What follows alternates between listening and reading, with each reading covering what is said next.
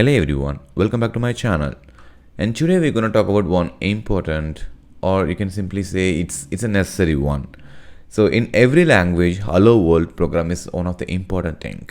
So when comparing to other languages, when it comes to Java, it is quite different. So just to print a Hello World, I have to create a class and I have to create a method, and then I have to create a statement to print the Hello World. And now we are not going to talk about how we can create a class or how we can create a method. We are not going to talk about that. So in normal Hello World, there is always have a method called public static void main. So why the main method is more important? And what is the keywords? Public static void main. Why can't it's not like a private static, or why can't it protected static? So we will talk about the important key points about the public static void main. And before that, if you are new to my channel, please do subscribe so you will get all the updates. And one more thing, you have a Java class and you cannot convert a Java class as an executable if you don't have a main method. So in order to execute a Java file, what do you need? You need to have a main method, because main method is the one who's going to be execute the entire code base. That's an entry point for every class, which means the executable class. Okay, so let's talk about public keyword, the step 1. So why do I need a public keyword? Correct. So we installed a Java in our machines, right? So if it is a, let me show you that. So if it is a Windows, you can see that in C drive, program files, and the Java folder. But I'm using Mac, so it will be available in your hard disk. Under the library folder, you should be able to see a folder called Java here. So inside the Java, we have Java virtual machine, and here I have different versions of Java. Okay, so at any point of time, one of the Java version will be active. Okay, so now I have the JDK here and I have the Java code, and you might say the location. Let me show you the location in the command prompt, so where the particular code is. So for example, cd and library. So under the library we have Java and Java virtual machines, and the Java virtual machines we have different kind of JDK. So now take a look at the location. It's PWT to know the locations. So it's library, Java, and Java virtual machine. So which means the Java is installed in its location. You might say the reason why Java is available in all the locations, because we set the environment variables. Okay, so environment variable just give you the visibility. It will not give you the accessibility. So which means you can read it, but you cannot access it. You cannot execute it. Right? So let me show you where is the hello world method, which I'm having it here. So it is available in the under the test folder, and here I'm going to clean it one more time. So ls-ltr. Okay, so here is my test.java file. So normally how we'll compile or execute a code, java c test.java, and then we'll execute the Java using the class name, so hello world. So why is the public? So this is a location of the my program, users, Arun, and the test folder, but the Java is installed in library, Java virtual machines. So both are different location. My software installed in a different location, and my hello world program is available in different locations. So in order to access the Java which is installed in a different location, I need to set the environment variable. Got it? Okay, so which means I can access it. I have a visibility to access the JDK. Okay, so when you're calling the main method, your JDK or your JVM calls executes the method. Okay, so because my JDK available in different location, my program is available in different locations. So the public keyword which will give you the accessibility. So I'm a public method, so you can access from my own package, or you can access from some different package, or you can access from different machines also. So the public keyword which will give you the readability and the accessibility for a each for a class. It's not only for a main method. For every class, for any class, if you provide a public keyword, which will give you the accessibility, or you can simply say read and write. Okay, so that is the purpose of public keyword. Now let's move on the static keyword. So why do I need to have a static? Normally we all know that Java is a object oriented program, but in the normal hello world program, you are not creating any objects. Then how the main method is executed? Correct? Normally there are two things. So if it is a static, they are not belongs to objects, they are belongs to a class. So which means whenever you call the test class file, which will executed through the main method, since my main method is a static, I can access the main method using the class name, because the static methods and members, they all belongs to class, not belongs to object. So I can simply provide main. So the moment I provide java.test here, which will call the test.main method. So I don't have any object, but still I'm able to access the main method because it's a static. Okay, static means I can access through class, and also it's a public, which means I can access them and I can execute them, because JDKs have a different location, right? So now we know why we need to have a public and a static. The next thing, void. So why do we need a void in the first place? So void is nothing but it's a return type. Let me tell you something. Who's calling our main method? Our JVM is calling our main method, or you can simply call our JDK contains JRE, JRE contains JVM. So through that our main method will be called. So it's just an entry point. So my JDK is giving you access to execute the class. Okay, once it got executed, it's not necessary I have to return or tell something back to my compiler or my JVM, because our JVM's or our JRE's entire core responsibility to execute the method. So once the method is executed, the job is done for the executor, right? So that is the reason we are having a void keyword. So when you're providing a method or when you're creating a method using void keyword, which means you don't have to return anything back to whoever is calling the method, whether it can be JDK, or JDK in the sense means it's always a JVM, okay? So, or it can be some other different person or different system or different domain.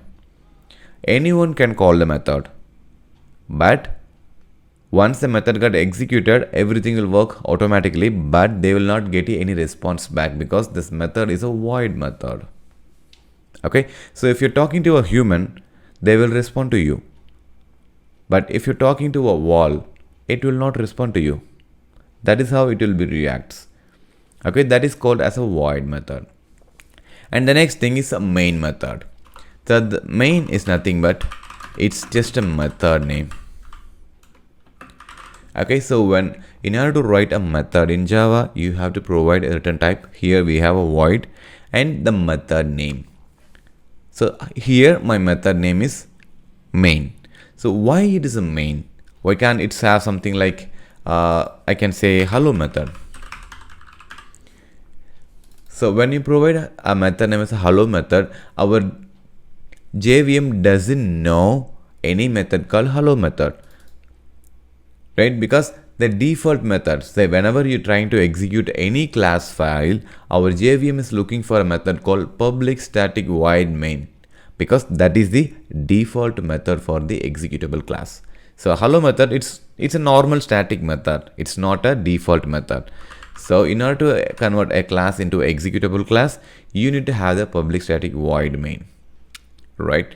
And the next important thing, so most of the time we are not used the arguments like a string arguments inside the main method. We are just simply calling the main method and we'll print the hello world, and we never tried why we are passing string arguments as the input.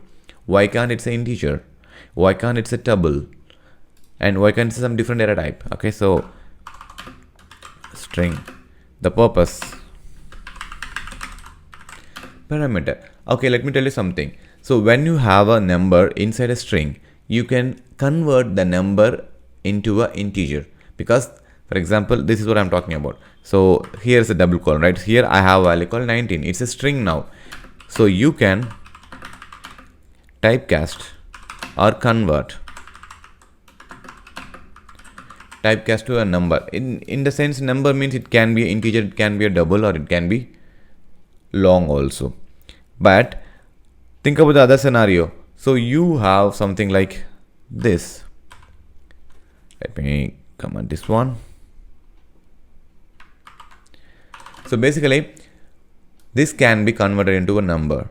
So the string is capable of adapting to all the data types.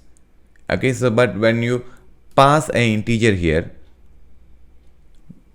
nobody can use the method to pass a different data type, because main method is a default method. So everyone use the same method to execute the class. So everyone will use a different kind of inputs. But if I need an integer, I cannot do it, because the default method is something else apart from string, like a double. So when you're using any data type like integer or double, we are just putting some restriction to the user. So when you're running a main method or when you're executing a class, you can only pass only integer or double or long. But when you're using string, because if you're using string, it can accept a double value, it can accept an integer value, it can accept a decimal value like a floating value. Okay, so let me give you a simple example. So let's assume I'm gonna pass some inputs to this method. Okay, so I want to print them, that's all. So what I'm gonna do, I'm gonna create a for loop here. So int I is equal to 0, and what I'm gonna do is args dot length -1, because I want to print all the inputs, because length is starts from 1 but index is start from 0. That's why I used length dot -1, and I'm gonna use the incrementer here. Okay, so now I'm not gonna do anything. I'm gonna just simply print the data whatever is coming. Out dot print ln. So I'm gonna simply print the I value here, but it not directly I will args of I. So args is my array. So in the array, which element I'm trying to print here, just save it, and let's come back here. Let's compile them one more time. Java space test dot java, and now I'm gonna execute the class using the Java executor, Java space the class name, and I'm gonna pass some inputs here 1, 2, 3, 4, and 5. See what happened? 1, 2, 3, 4, 5. Right? So, but why is printing 1? I think my old class file has been executed. So what I'm gonna do, I'm gonna remove the test dot. I have my old class file, so I'm just remove the test dot class file. Let me check ls-ltr test dot. So now I have only test dot java. So let me compile them one more time. So test dot java. So the next thing, we have to pass the inputs. Okay, so why it is printing multiple times again? I think my old class file has been causing some issues.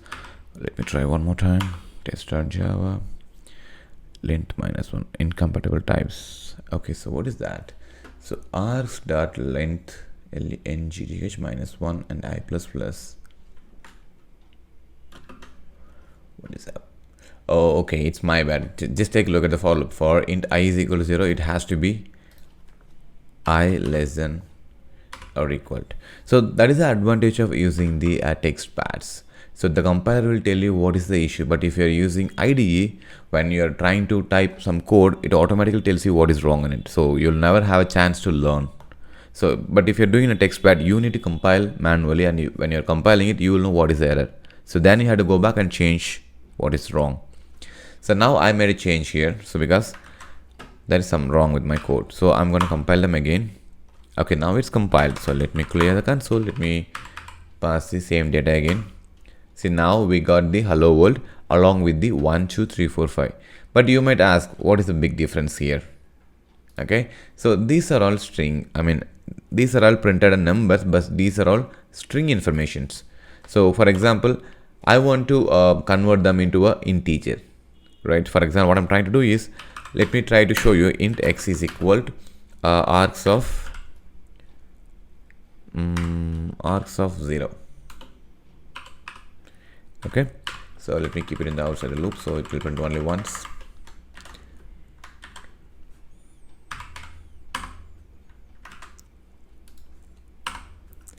And let's print the data here.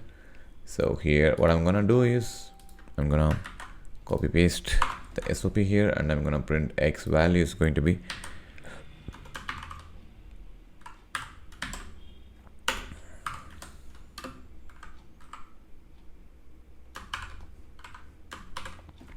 so args of, I don't want to do anything, so here I'm gonna print just the x value. So now what I'm gonna do, I'm gonna recompile the code again.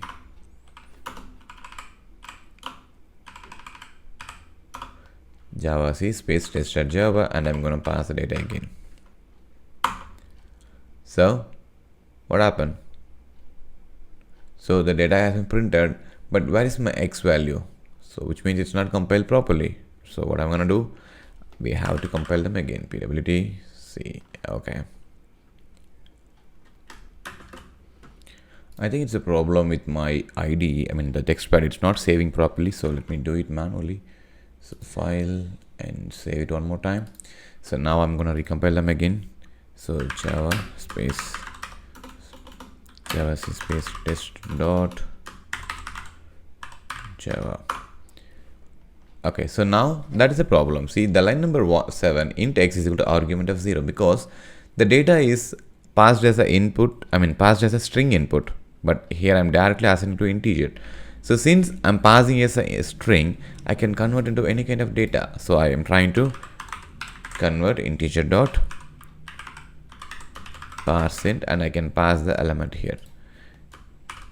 So now I can save it one more time, and I'm going to compile them again. See, now the error is gone, so we can again pass the data. See, 1 2 3 4 5, and x value is equal to 1. And at the same time, you can convert into a different value also, so I can make it as a double. So instead of integer, I'm gonna use double dot parse double. This is only possible if you're passing string as the input, but if you're passing different type, no, it is restricted, which means you can use one specific type of a data.